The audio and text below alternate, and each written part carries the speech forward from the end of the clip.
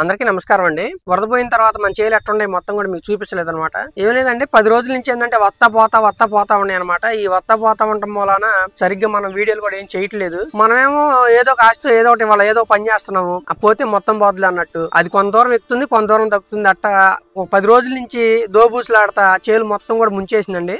ఇప్పుడు నేను నుంచున్నాను కానండి, నాకు ఈ హైట్ వచ్చింది వాటర్ మొత్తం కూడా. మీకు విజువల్స్ చూపిస్తాను. ఇకపోతే ఏంటంటే మనం ఏ విధంగా నష్టపోయాము, ఈ ప్రాంతం మొత్తం ఏ విధంగా దెబ్బతిందో మొత్తం కూడా మీకు క్లియర్గా ఎక్స్ప్లెయిన్ చేస్తాను. అదేవిధంగా ఇప్పుడు మన పంటలు ఎట్లా ఉన్నాయి కూడా మొత్తం కూడా మీకు చూపిస్తాను అనమాట. చూడండి, ప్రస్తుతానికి ఇదైతే మాత్రం ఈ భాగం వచ్చేసి మిరపలను చిక్కుళ్ళు కలిపి పెట్టారండి. మిరపలు అయిపోయి చిక్కుళ్ళు కాపుకొచ్చింది అనమాట. ఈ చిక్కుళ్ళు పెట్టేటప్పుడు మా పిల్లలు కానీ అమ్మ కానీ నాన్న కానీ చాలా కష్టపడి పెట్టారండి. సాయంత్రం ఇంక మనకి ఇదిగోండి చూడండి, ఈ చిక్కుడు మొక్కలు అనమాట. ఈ పొద చిక్కుడు అండి, ఈ కాసే టయానికి శుభ్రంగా మునిగిపోయి చచ్చిపోయింది అనమాట మొత్తం కూడా. ఇదిగోండి, ఇది మొత్తం చూడండి ఏ విధంగా ఉందో. సాయంత్రం ఏంటంటే శ్మశానంలో తయారైంది అనమాట చేను మొత్తం కూడా. అదేవిధంగా పక్కన వచ్చేసి మనం హైబ్రిడ్ వెరైటీ పెట్టామండి, అది కూడా చిక్కుడు తోటను. ఆ పక్కన అంటే ఇది మొత్తం మూడు అర ఎకరాలు అండి, అంటే ఎకరన్నర దాకా ఉండిద్ది. మూడు విభాగాలు పెట్టాం. మనం ఎప్పుడు కూడా అంతకుముందు మన వీడియోలో చెబుతూ ఉంటాం కదండి, దాని తర్వాత ఒకటి స్టెప్ బై స్టెప్ కొంచెం గ్యాప్ ఇచ్చి పెడతామని. అదే విధంగా ప్లాన్ చేసి పెట్టామన్నమాట. మనం ఎంత ప్లాన్ చేసి పెట్టినా కానీ ప్రకృతి అనేది మనకి అనుకూలంగా ఉండాలండి, లేకపోతే ఏంటంటే ఈ విధంగా ఉండిద్దండి. ఇకపోతే ఏంటంటే మా ప్రాంతం మొత్తం కూడా మెట్టపైర్లు అండి, చాలా ఖరీదుతో కూడుకున్న పంటలు అనమాట. మీరు ఇచ్చేటువంటి 5,000, 10,000 ఎకరానికి అనేది చాలవండి, ఎందుకంటే చాలా అంటే చాలా ఖరీదైన పంటలు. పసుపు, అరటి, కంద, అదేవిధంగా ఈ మొక్కజొన్న, ఈ చిక్కుడు తోటలు, ఈ కూరగాయ పైర్లు, ఇవన్నీ కూడా చాలా ఖరీదుతో కూడుకున్న పంటలు అనమాట. అందుకని చెప్పి మీరు ఎకరానికి 5,000 ఇస్తాం, ఎకరానికి 10,000 ఇస్తాం అనేది కరెక్ట్ కాదండి. కొంచెం ఆలోచించి రైతులను దృష్టిలో పెట్టుకుని రైతు పక్షాన్ని ఆలోచించి ఏమన్నా చేస్తే ఏంటంటే రైతులకి కొంచెం ఊరటగా ఉండిద్దండి. ఇదిగోండి పెంద మీద ఉందండి. పెంద మీద ఉన్న తర్వాత ఇది మొత్తం కూడా మునిగిందనమాట. చిక్కుడు పిందలు పడి అనమాట. ఇకపోతే మనం అక్కడ పసుపు అరటి తోట వేసుకున్నామండి, అది కూడా మొత్తం కూడా చూపిస్తాను. వెళ్దాం పదండి, ఆ చేను కాడ చూపిస్తాను.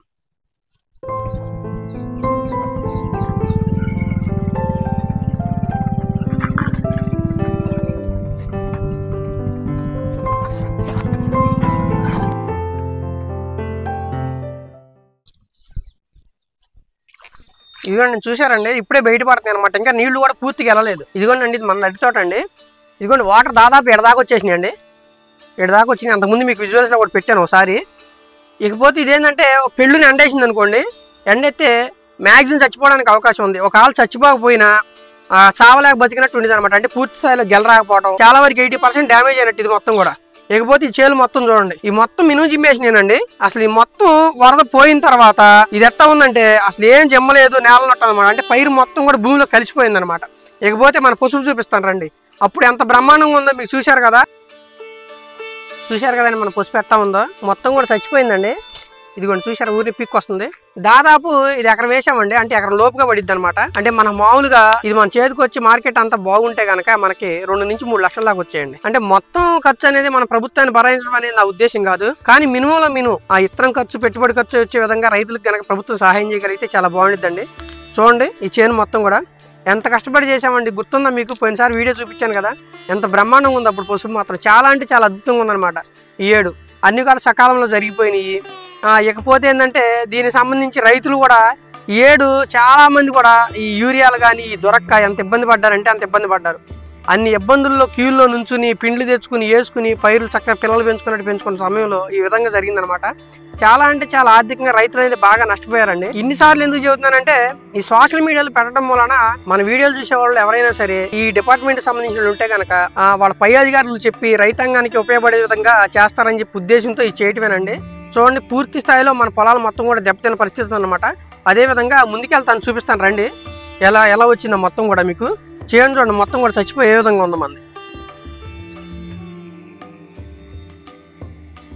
మామూలుగానే అస్తవ్యస్తమైన పరిస్థితి ఉందండి. ఈ టైంలో మళ్ళీ అనేక ఒడిదుడుకులు ఎదుర్కొని అక్కడ అప్పులు తెచ్చి ఇక్కడ పెట్టి, ఎక్కడ అప్పులు తెచ్చి అక్కడ పెట్టి, అవి కూర్చుకుని మనం ఏదో విధంగా వ్యవసాయాన్ని ముందుకు తీసుకెళ్ళాలని చెప్పి ఏ కాడికి సింపుల్ వేలో మనం వెళ్తున్నాం. కానీ అదేనండి చెబుతాను కదా, ఇప్పుడు నేను కూడా ప్రకృతి అనేది మనకు అనుకూలంగా లేకపోతే మనం ఏం చేయలేమండి. అంటే పోయిన ఏడు ఏంటంటే దాదాపు 10 లక్షల పైన వచ్చినాయండి మనకు వాటర్ అనమాట. ఈ ఏడు వచ్చేసి 7 నుంచి 8 లక్షలు క్యూసెక్ల వరకు వచ్చినాయి అనమాట వాటర్. ఈ కృష్ణానది పరివాహక ప్రాంతం ఆ కుడి వరద కట్టకి ఎడమ వరద కట్టకి మధ్యలో దాదాపు 1000 ఎకరం ఉండిద్ది. ఈ 1000 ఎకరం మొత్తం కూడా సారవంతమైన భూములు, పండించుకుంటే 3 పంటలు పండే అవకాశం కూడా ఉన్నటువంటి భూములు అనమాట. అంటే చాలా సారవంతమైన భూములు, అన్ని రకాల పంటలు పండటానికి అనువైన నేలలు అనమాట. ఇంత సారవంతమైన భూములు కాబట్టి రైతులు ఈ పొలాలను వదిలిపెట్టలేక వేరే చోటుకి వెళ్ళి వ్యవసాయం చేయలేక, అంటే ఏం లేదండి, ఇది అంతకుముందు ఒక 10 సంవత్సరాల పాటు వరదలు అనేవి ఎప్పుడు రాలా. 2009 ఆ ప్రాంతాల్లో వచ్చినాయి, అయిపోయిందనమాట. ఈ మధ్యలో 10 సంవత్సరాల పాటు లేవు. అంటే వాతావరణం కూడా రైతులకు అనుకూలంగా ఉందని చెప్పి పంటలు కొనసాగించడం జరిగింది. పోయినేడు ఈ ఏడు మాత్రం ఘోరంగా వచ్చినాయండి, మామూలుగా రాలేదు వాటర్ అనమాట. పోయినేడుతో పోలితే ఏడు తక్కువైనప్పటికీ పోయినేడుతో పోలితే ఏడు పసుపు విస్తీర్ణం అనేది ఎక్కువగా ఉంది మా ప్రాంతంలో. కాబట్టి ఏంటంటే రైతులు ఆర్థికంగా ఎక్కువ నష్టపోయారు అనమాట. మొత్తం కుళ్ళిపోయిందండి చేను.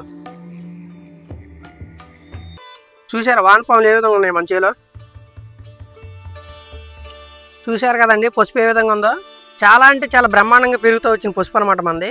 ఏదో ఆశే కానీ ఇదేం మాత్రం అసలు 100% డ్యామేజ్ అండి, ఇది పనికిరాదనమాట. ఇది మొత్తం దున్ని నెక్స్ట్ ఏం చేయాలనేది ఆలోచించాలండి. మనకైతే మాత్రం చాలా అంటే చాలా బాగా భారీ లాస్ అండి. మాది దోనిపడనే గ్రామం అండి. చాలా అంటే చాలా అందమైన ఊరు అనమాట, మంచి పల్లెటూరు మాది. చుట్టూరు పచ్చని వాతావరణం అంతా బాగుండిద్ది. కృష్ణమ్మ మా ఊరికి ఆనుకుని వెళ్ళిద్దండి. మేము ఎంతో సంతోషపడతామండి కృష్ణమ్మ మాకు బాగా దగ్గరగా ఉందని. అదేవిధంగా కృష్ణమ్మ ఎంత దగ్గరగా ఉండిద్దో కన్నీళ్ళు కూడా మా రైతాంగానికి అంతే దగ్గరగా ఉంటాయండి. ఎప్పుడు ఎలా ఉండిద్దో చెప్పలేమన్నమాట. ఒక 10 సంవత్సరాలు బాగుంది అనుకుంటే 2 సంవత్సరాల నుంచి బాగా ఈ రైతులు వెన్ను విరిచే పరిస్థితి వచ్చేసింది అనమాట మొత్తం కూడా. చాలా అంటే చాలా రైతులు ఎంత ఇబ్బంది పడుతున్నారంటే ఏడన్నా బాగుంటే ముందుకెళ్తామో అన్న పరిస్థితుల్లో ఈ విధంగా అవుతుందన్నమాట. చూడండి, ఇది మనకు వచ్చేసి కృష్ణానదిలో ఒక పాయ అనమాట, చిన్న పాయ. ఆ మెయిన్ పాయ వచ్చేసి మనకు 1 కిలోమీటర్ దూరంలో ఉండిద్దండి. ఇది మొత్తం పొంగటం, అటు నుంచి తిరిగి ఇది మొత్తాన్ని ముంచేయడం జరిగింది. దగ్గర విజయవాడ దాకా దాదాపు 70% పొలాలు మునిగిపోయినాయండి. అందులో పసుపు మాత్రం 100% దెబ్బతిందండి. ఇది చూశారు కదా మన పొలం ఏ విధంగా ఉందో, మొత్తం కూడా చచ్చిపోయి. అట్ట రైతులు మనకంటే సోషల్ మీడియా ఉంది, మనం నలుగురికి చెప్పగలుగుతున్నాం. చెప్పుకోలేక ఇబ్బంది పడతా లోన్ కుమిలిపోతా ఏం చేయాలి అన్నటువంటి రైతులు చాలా మంది ఉంటారనమాట. కాబట్టి ఏంటంటే నా సలహా అనుకోండి, చూసిన అనుకోండి, లేదా మేము పడే బాధ అనుకోండి, మీరు రైతులకు ఏదైనా అవకాశం ఉంటే మీ ప్రాంతంలో మీ పొలాలు ఏమైనా లేచి ఈ విధంగా దెబ్బతింటే మాత్రమే, అంటే ఆల్రెడీ వాళ్ళ చేలో వేసి పైరు ఈ విధంగా పోయింటే మాత్రం మీరు కవుల్లో రాయితీ అనేది ఇవ్వండి. ఇస్తే ఏంటంటే తను మళ్ళీ వ్యవసాయం చేయడానికి కానీ తను మళ్ళీ నిలదొక్కుకోవడానికి కానీ ఇబ్బంది లేకుండా ఉండిద్ది.